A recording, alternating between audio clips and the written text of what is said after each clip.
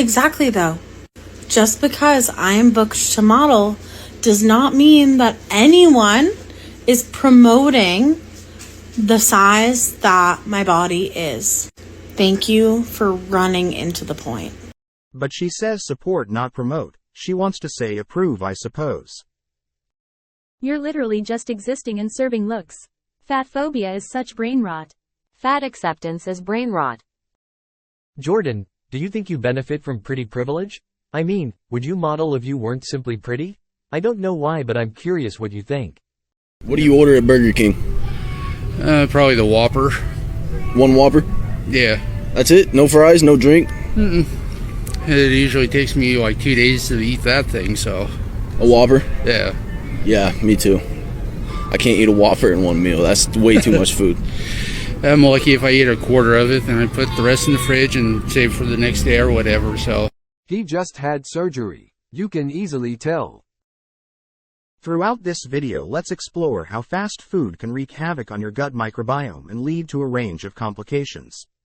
To understand the connection between fast food and your gut health, we first need to grasp the concept of the gut microbiome. Your gut is home to trillions of microorganisms, bacteria, viruses, fungi, collectively known as the gut microbiome. These microorganisms play a crucial role in digesting food, absorbing nutrients, and regulating your immune system. But here's the kicker. They also have a profound impact on your mental health. Let me tell you a story. When I was 13 years old, I had a cough all summer, so I went to the doctor's office. The doctor took one look at me and said, you know what? Maybe you should lose weight. Turns out I had walking pneumonia. I had fluid on my lungs. And if I had not advocated for myself in that moment, I don't know what would have happened. Size discrimination impacts 34 million people in the United States. 84% of adults in the US live in larger bodies.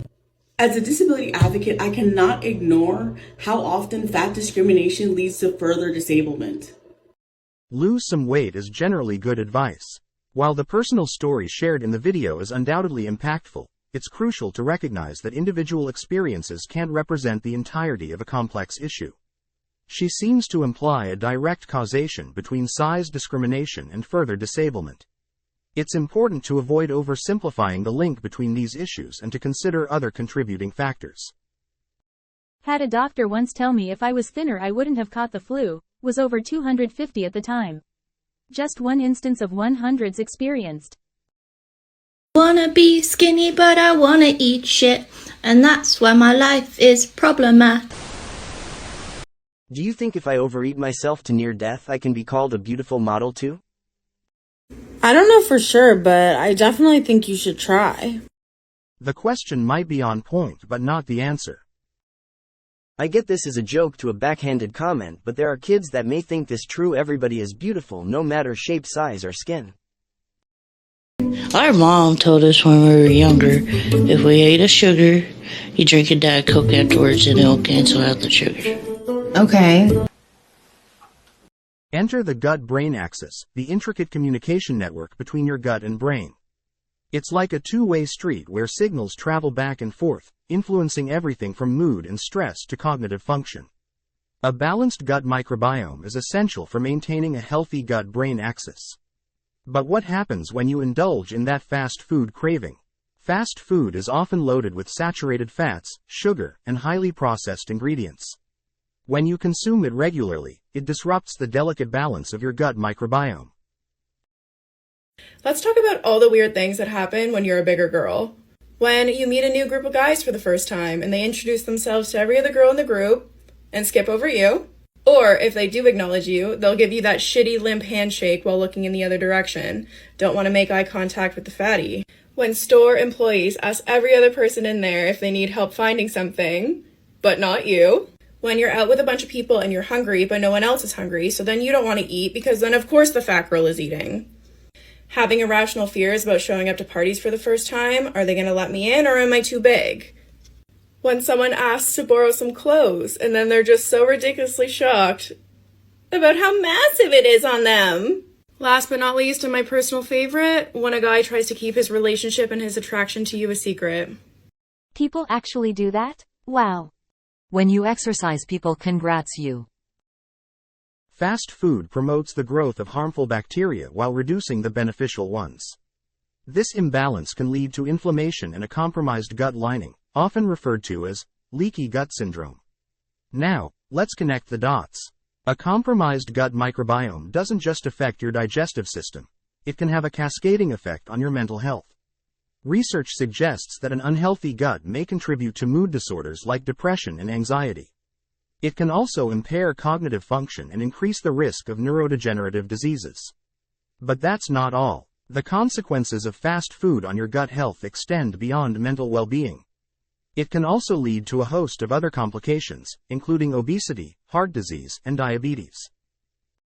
What do you mean you don't know? And you think that you're not eating and you're getting I don't want to get malnourished either. Do you look like you're malnourished?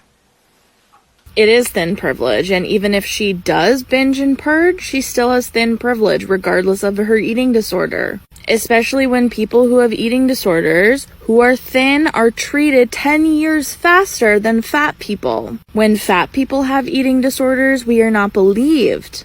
It can take as long as 13 years to get diagnosed because of fat phobia. Whereas when a thin person has an eating disorder of some kind, it can take them under 3 years to get diagnosed, which is faster because of thin privilege. Thin people get diagnosed more. But regardless of her having an eating disorder or not, she still has thin privilege. Mind you, I don't care if she has an eating disorder. That's not my business because her body is not my business. That's why I never commented on her body in the video. I talked about myself and just duetted her for a physical example of the comment section. But can't you say someone has ED just by their looks? Overeating is not an ED. Two things can be true at the same time.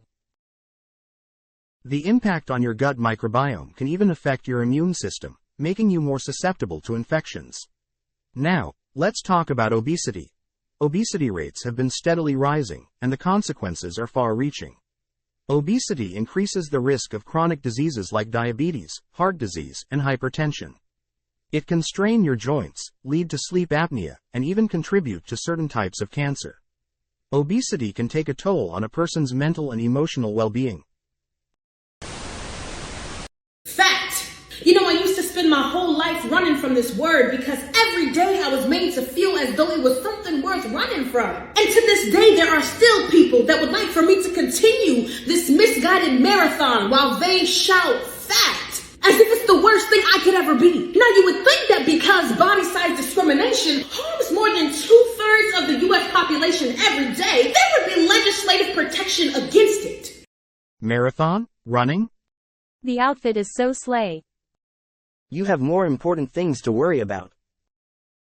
Obesity also brings practical challenges in daily life. Simple activities like climbing stairs or fitting into standard-sized seats can become major hurdles. This can limit mobility and independence. Weight management often requires a multifaceted approach, including balanced nutrition and regular exercise. Although she is a joke, let's try a critical view. Doctors should never be prescribing weight loss to anyone, ever, at any point in time. And here's why. When we recommend any procedure, treatment, medication, or whatever, we need to be thinking about the pros and the cons, the benefits and the risks. So what are the benefits of intentional weight loss? Well, the main one is you become thinner. Temporarily, mind you, because up to 98% of people will regain all of the weight that they lost within 5 years. Up to 2/3 of them actually will gain back more than they lost in the first place. There are some possible temporary health benefits, but none of them are long lasting. For example, you may be able to get your diabetes into remission for 12 months, 18 months, but no longer than that for the vast majority of people. But there are instances where it might be medically necessary, such as in the case of severe obesity impacting an individual's overall health. She generalizes that 98% of people will regain all the weight, ignoring individual cases where sustainable weight loss has been achieved and maintained. Also, temporary improvements, such as diabetes remission, can be crucial for an individual's immediate health and might provide a window for implementing further lifestyle changes. This does not touch upon the psychological aspects of weight loss, such as improved self-esteem, mental well-being, and reduced risk of depression, which can be important for overall health and quality of life. She seems to undermine the autonomy of individuals to make decisions about their own health with their healthcare providers. While not directly mentioned in the segment, health-related quality of life improvements, such as reduced joint pain, better sleep, and increased mobility, are often associated with weight loss. These improvements can significantly enhance one's overall well-being. She doesn't consider the risks associated with obesity, such as increased likelihood of heart disease, stroke, and certain types of cancer. In fact, most of the data out there focuses A, on the short-term benefits, and B, more on health risks rather than health outcomes. And by that I mean they'll focus on your blood pressure or your A1C or your cholesterol rather than focusing on, say, heart attacks or strokes or cancer. But what about the risks? Well, there are lots of them. First of all, there are the physical risks. People who diet suffer from malabsorption, poor energy levels, and when taken to extreme levels, they can become dehydrated. They can even cause damage to their heart, their kidneys, and various other internal organs. Then there's the psychological damage, the low mood, low self-worth, increased rates of anxiety, depression, and even suicidality. Poor cognition, inability to concentrate. She doesn't acknowledge the extensive research linking obesity to long-term health outcomes like heart attacks, strokes, and certain cancers. While extreme dieting can indeed have physical consequences, she simplifies the risks. The risks mentioned, such as malabsorption and damage to internal organs, often occur in extreme cases and are not representative of moderate, supervised weight loss efforts. While psychological effects like low mood and increased anxiety are mentioned, she doesn't provide context. These issues can arise due to various factors, not just weight loss attempts. Mental health is multifaceted and cannot be solely attributed to weight loss efforts. She generalizes the psychological effects of dieting without considering individual differences. Some individuals may experience improved mental health and well-being after weight loss, especially if it aligns with their personal goals and leads to a healthier lifestyle. She oversimplifies the risks associated with weight loss efforts and neglects the potential long-term health benefits. Poorer memory, inability to do basic, simple tasks that were once quite easy for you. And that's just in the short term. What about the risk of eating disorders? The more you diet and the more extreme your dieting techniques, the higher the risk of you developing an eating disorder, which is particularly bad if you're a person with a bigger body, because that's also far less likely to get diagnosed and far less likely to get treated properly. Then there's weight cycling or weight fluctuations, which have been shown over and over again to be detrimental to people in the long term. Then there's weight stigma, which has been shown to be particularly detrimental to our health. So to sum up, very few benefits, most of them temporary, and multiple risks, most of them long term.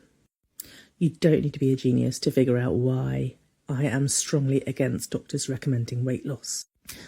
While it's true that extreme dieting can be a risk factor for eating disorders, it's essential to highlight that not everyone who diets develops an eating disorder.